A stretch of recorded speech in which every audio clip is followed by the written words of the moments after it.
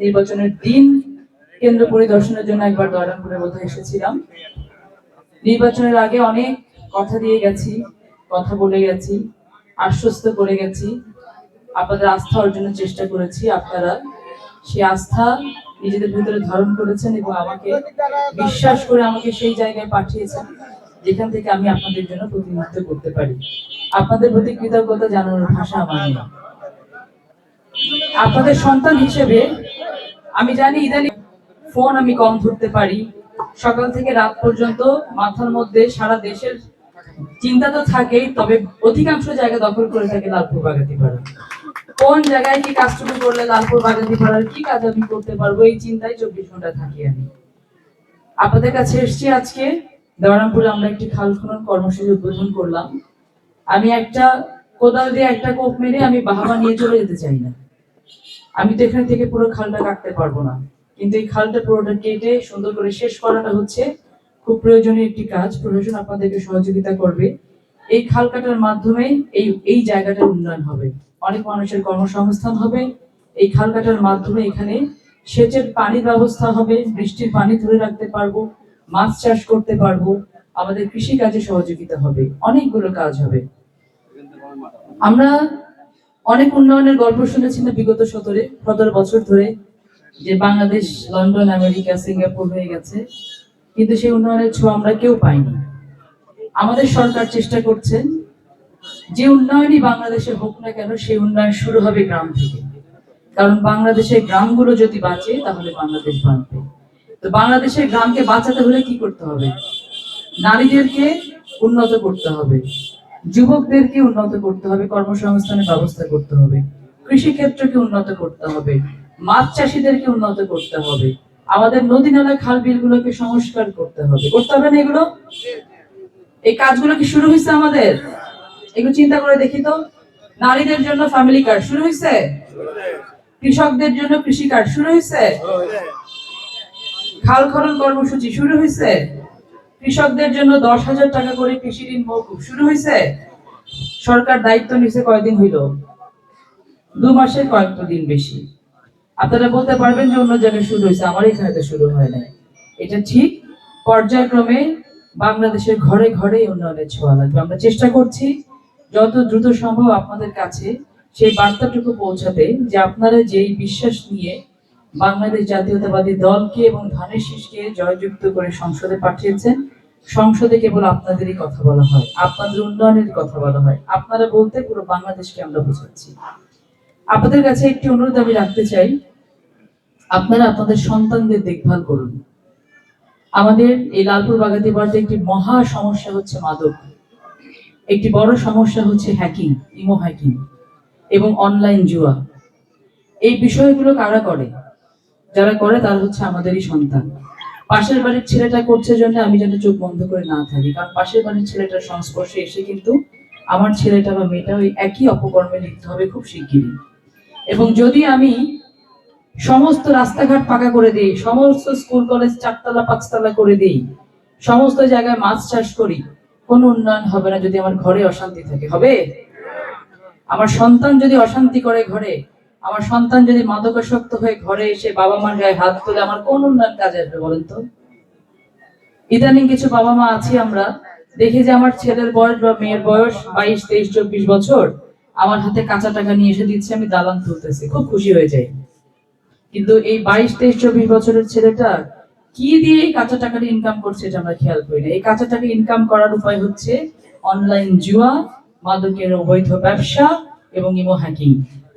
আপনারা আপনাদের সন্তানদের বিষয়ে সচেষ্ট হন। আমি নির্বাচনের আগেও যখন আপনাদের কাছে ভোট চাইতে এসেছি, আমি একটা কথা আপনাদেরকে বারবার বলতাম যে মা, আপনারা আমাকে বলছেন বিটি রাস্তা করে দিস, বিটি আমার স্কুলটা লাগবে, আমার মাদ্রাসা লাগবে, মসজিদ লাগবে, ওগুলো আমি করে দিতে পারবো। আল্লাহ যদি ক্ষমতা দেন, আল্লাহ যদি সামর্থ্য দেন, যদি একটা সিগনেচার করার ক্যাপাসিটি আমার থাকে, সেটা আমি করতে পারবো, কিন্তু মানুষ তো করে দিতে পারবো না মা। এই মানুষ করার দায়িত্বটা আপনাদেরকে নিতে হবে। আপনার সন্তানকে যদি আপনি বাঁচাতে চান, সন্তানের প্রতি নজর দেন। সরকার চেষ্টা করছে ছোটবেলা থেকে শুরু করে বাচ্চাদেরকে স্কুল কলেজে পড়াশোনার পাশাপাশি খেলাধুলায় উদ্বুদ্ধ করা। আপনারা দেখেছেন গত পরশুদিন নতুন করে স্পোর্টস চালু হয়েছে, দেখেছেন তো? এই নতুন করে স্পোর্টস ওয়ার্ড পর্যায়ে, ইউনিয়ন পর্যায়ে, উপজেলা পর্যায়ে, জেলা এবং জাতীয় আন্তর্জাতিক পর্যায়ে বাচ্চাদের খেলার সুযোগ করে দিচ্ছে। বয়স ভাগ করে দিয়েছে, 8টি খেলা ভাগ করে দিয়েছে। বাচ্চাদেরকে খেলাধুলা উদ্বুদ্ধ করেন। খেলাধুলাতে উদ্বুদ্ধ হলে তারা এ সকল বদভ্যাস থেকে বেরিয়ে আসবে এবং সন্তানকে সম্পদ বানানোর দায়িত্ব শুরু হবে স্কুল কলেজ থেকে, পরিবার থেকে। সেই দায়িত্বটা আপনাদেরকে নিতে হবে। বাকি রাস্তাঘাটের দায়িত্ব তো বিডি হিসেবে আমি নিয়েছি। তারপরে স্কুল কলেজের দায়িত্ব দালান তৈরি করা, আমাদের মসজিদের সমস্যা সমাধান করা, মন্দিরের সমস্যা সমাধান করা। ইনশাআল্লাহ পর্যায়ক্রমে বর্তমান সরকার আপনাদের সকল সমস্যার সমাধান করবে। কিন্তু আপনাদেরকে যেটা করতে হবে, সরকারকে সহযোগিতা করতে হবে। যেখানে যে অন্যায় হচ্ছে আপনারা আওয়াজ তুলুন, প্রশাসন আপনাদের সহযোগিতা করবে। এখানে আমাদের ইওনা মহোদয় আছেন, ওসি মহোদয় আছেন। আমি তাদেরকে অনুরোধ করব, যেখান থেকে যে কমপ্লেইন আপনারা পাচ্ছেন ইমিডিয়েটলি সেটাকে অ্যাড্রেস করুন এবং তদন্ত সাপেক্ষে ব্যবস্থা গ্রহণ করুন। যে কোনো অন্যায়ের বিরুদ্ধে, যে কোনো ব্যক্তির বিরুদ্ধে সে যেই হোক না কেন। আমরা চাই একটি উন্নত বাগাতিপাড়া করতে, একটি উন্নত দয়ারামপুর করতে, যেখান থেকে প্রতিদিন রাতে আমরা যখন ঘুমাতে যাব, শান্তি নিয়ে ঘুমাতে যাব, সকালে ঘুম থেকে উঠবো, আমাদের প্রত্যেকের ঘরে একটি করে কর্মসংস্থান থাকবে, বাচ্চারা ভালো করে স্কুল কলেজে লেখাপড়া করবে, নারীরা নিরাপদ থাকবে, তাদের কর্মসংস্থানের ব্যবস্থা হবে। এরকম একটি বাগাতিপাড়া এবং দয়ারামপুর আমরা করতে চাই। আরেকটি বিষয় আপনারা খেয়াল করেছেন যে স্কুলে বাচ্চাদের জন্য বিনামূল্যে স্কুল ব্যাগ, স্কুল ড্রেস, জুতা মোজা দেওয়ার ব্যবস্থা করছেন বর্তমান সরকার। এটা খুবই শীঘ্রই, সম্ভবত জুলাই মাস থেকে আমরা চালু করতে পারবো আশা করছি। সেক্ষেত্রেও সরকার কিন্তু চেষ্টা করছে বাচ্চাদেরকে স্কুলে আসার জন্য উদ্বুদ্ধ করতে। মেয়েদের জন্য অনার্স এবং ডিগ্রি পর্যন্ত শিক্ষা ব্যবস্থা অবৈতনিক করার চেষ্টা করা হচ্ছে। একটি সরকার যত ধরনের কাজ করতে পারে মানুষের জীবন মান উন্নয়নের জন্য, জনগণের জীবন মান উন্নয়নের জন্য, সেটা কিন্তু আমরা চেষ্টা করে যাচ্ছি। বাকিটুকু আপনাদের উপর নির্ভর করবে আপনারা কতটুকু নিতে পারছেন। এজন্য আসুন সবাই মিলে বর্তমান সরকারকে সহযোগিতা করি। আর আপনারা যে দোয়া দিয়ে, ভরসা দিয়ে, বিশ্বাস দিয়ে আপনার বিটিকে সংসদে পাঠিয়েছেন, তা মান ইজ্জত রক্ষা করার দায়িত্ব কার? কাদের বলেন? জোরে বলেন কাদের? একটা কথা মনে রাখবেন, আপনাদের কোনো অন্যায় দায়ভার আমার উপরে আসবে, আপনাদের ভালো কাজের সুনামটাও কিন্তু আমার উপরে আসবে।